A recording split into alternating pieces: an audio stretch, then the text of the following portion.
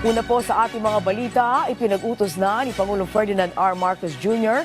ang pagsuspinde muna sa pag-aangkat ng bansa ng bigas. Ito'y para maprotektahan ang ating mga kababayang magsasaka sa panahon ng anihan. Si Kenneth Pasyente sa sentro ng balita.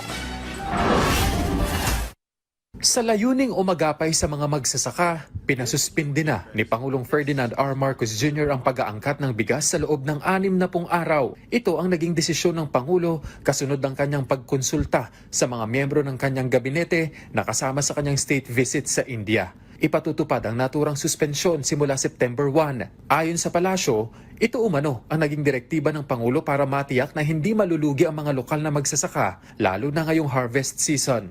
Lalo't iginiit ng Agriculture Department na batay sa kanilang forecast ay inaasahan na magiging mataas ang domestic harvest. Dagdag pa ang mataas na stock ng bigas sa NFA. Napakarami ng pumasok na import, 2.5 million metric tons na bigas. Plus record harvest tayo ng palay first semester.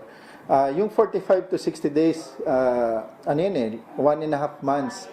Kung titingnan mo yung requirement natin na 35,000 metric tons per day ng bigas, sa dami ng bigas natin, hindi yan makakaapekto masyado.